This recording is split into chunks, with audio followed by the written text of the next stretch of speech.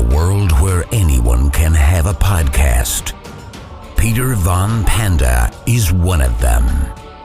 Rants are taken to a whole new level. This is the Peter Von Panda Podcast, a giant waste of time. What's happening, Panda Nation? Peter Von Panda here. Today I want to talk to you about something. I want to talk to you about the flat earthers and why I love them. It's probably not because of the reasons that you think. Now listen, you may be forgiven if you don't know what a flat earther is. It's a pretty fringe element of society that believes the world is not a sphere, that the earth is not a giant marble in space, that it's flat. It's like pie tin shaped or maybe a giant coin floating in the universe, and that if you go out far enough, you can actually hit the edge, right, and fall off the earth. Now, you might be thinking, hey, this sounds a little bit familiar, and I think centuries ago, this was kind of the thinking, right? I mean, maybe not even centuries ago. You might even have to go further back than that, because I think that there's pretty good evidence that people realized the earth was round for a long time. Now, there's a couple reasons that I love this, but we're going to get to the big reason that I love flat earthers.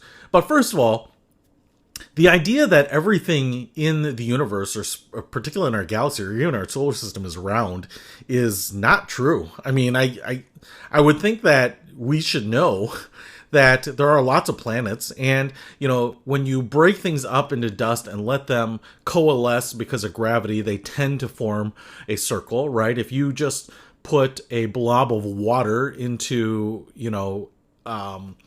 if you just release a blob of water, like say inside the space station or the space shuttle, right, it just kind of creates its own little sphere. So that's kind of a natural phenomenon when things break up and then come back together. Now, what ends up happening is there's a couple things that we'll see repeatedly. If things don't break up, if they're just a piece of iron or rock or something in space, like asteroids and, certainly the meteors that hit the Earth, right, they're not necessarily round. They're weird shaped. They can be flat. So the idea that everything in space is round, one, is not a given. And that's one of the reasons I see, like, people slamming flat earthers. Well, everything's round. Well, that's not true at all. But it just happens to be for a certain type of, planetoid that, is created usually through collision.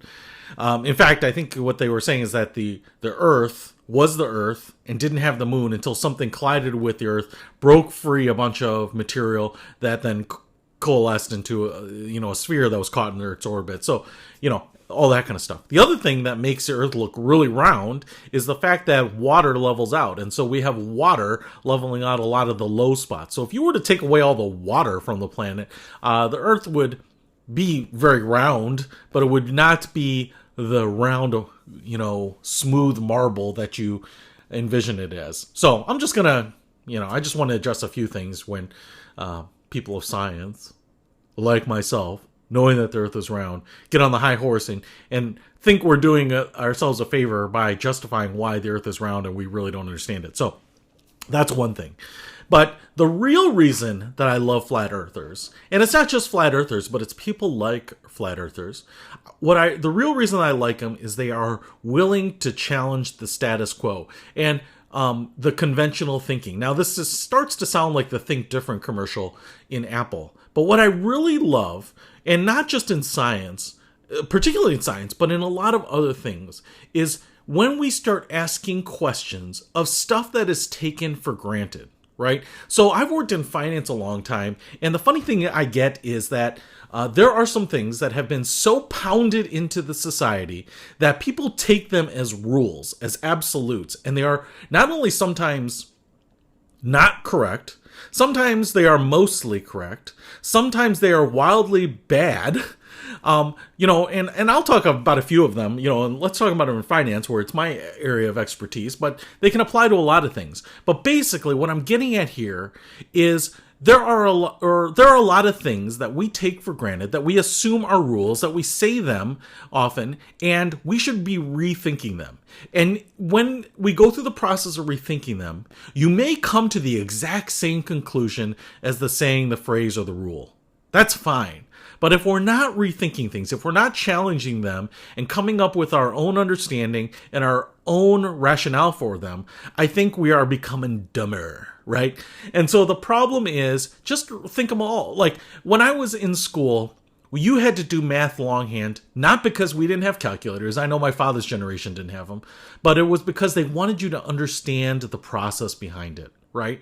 Now, I use a calculator for almost all my math today, except for the stuff that I'm quick guesstimating or whatever, right? Because I want to make sure it's correct and it's easier and it's simpler. But I tell you what, if I had to put pencil to paper and do it, I could also do the math myself. Now, that means I still use spreadsheets, and that means I rely on them a lot, and it means that I can do stuff that would probably take me hours that I can do in moments with, function or amortization functions and all that in Excel. But listen, that's not my greater point. My greater point is when something becomes so ubiquitous that it's not being challenged at all, that's dangerous. So, for instance, let me talk about finance here. And this one's going to get a little contentious, but one of the general rules out there is to save 3 to 6 months of your expenses for emergency savings. Should you do that? I mean, everyone says it. It's said so much that the people who are the outliers challenge it by saying, no, you should have a year's worth of expenses. You should have 2 years worth of expenses saved. And my problem with this is, should you? Like, what is the likelihood you actually have an income interruption of that particular length? And now, maybe it's a disability, maybe it's a job loss, whatever, right? But there are various things that will help close a gap, potentially. Maybe you have disability insurance, right? So maybe you don't need as much savings, quote unquote. Maybe you'll live in a state or municipality that has unemployment insurance. That might be enough to bridge the gap. Maybe you don't even need that much. Maybe you can fill the rest of the gap with a gig economy job, right? So what does having all of this money on the sidelines do for you? And what is the percentage or the likelihood that you will be without that income for that length of time? What's the likelihood that you don't have a family structure or good social safety nets in place or government programs or whatever it is, right? So it doesn't make sense to have 3 or 6 months of savings that is just parked around, or even more, like a year.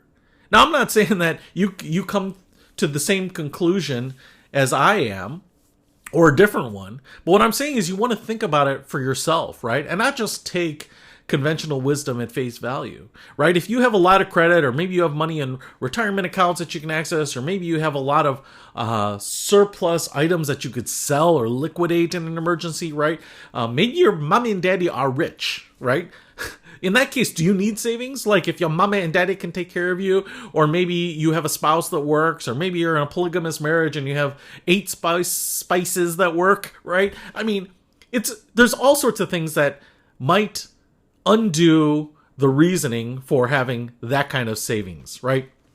So in the end, you might say, hey, 3 to 6 months isn't even enough for me, Pete. It's got to be 9 months for me. I'm a single earner, and I don't have a network, and I don't have a support structure, and I live in an area without unemployment insurance, and I live paycheck to paycheck anyway, and all my expenses I can't shed. And great. That's great. I'm not saying that you have to go against conventional wisdom or counterculture. But what I'm saying is you have to have the ability to think for yourself and not lose your rational decision-making ability, in the midst of just things that get plastered up on wall motivational posters, right? Okay, so the emergency fund is one, whatever it might be. Like buying a house, that's another one, right? Buy real estate, it always goes up, it's a great investment, right? You're building an asset, you're acquiring equity, whatever, right? I would argue with that too. Is that right? Should most people buy real estate? I don't know. Look at the housing market crash of 2008 and 2009, right? Having a house makes you less mobile. It's hard to get out from a house. If you want a great job somewhere else, take a great offer somewhere else. Maybe you want to chase that relationship that you've been hoping for, and that's going to require you to relocate. The idea of geo-arbitraging and financial independence requires you generally to not own a property, right?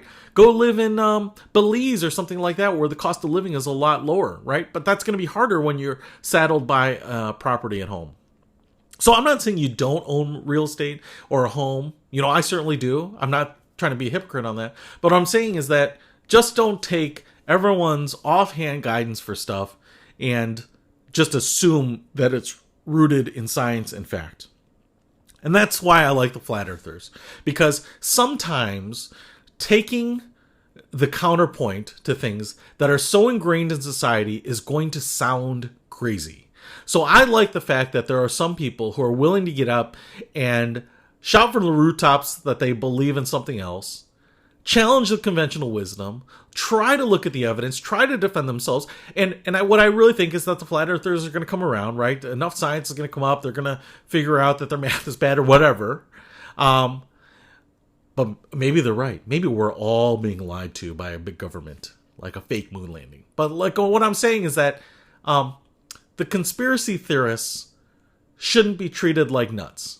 What you should do is take a look at what they're saying, look at it with a critical eye, do your own research, and then make your own decisions, make your own conclusions from it. And that's why I think the mainstream media is losing its credibility, losing its audience, losing its momentum, because they're not seen as independent or, impartial anymore. They are very much editorialized. And when people are looking for more information, more backstory, researching things themselves, I think some of people are drawing different conclusions. Many people, in fact, I think. And that's good. I think it's a good sign when people are thinking for themselves. That's why I like the flat earthers. Not because the earth isn't flat. It's round. I'm telling you that. But I love the idea that people are taking tried and true, well-worn, well-ingrained ideas in society and challenging them. Challenge on, my friends. Challenge on. That's my only thought for today. Peter Von Panda, out. This is the Peter Von Panda podcast. A giant waste of time.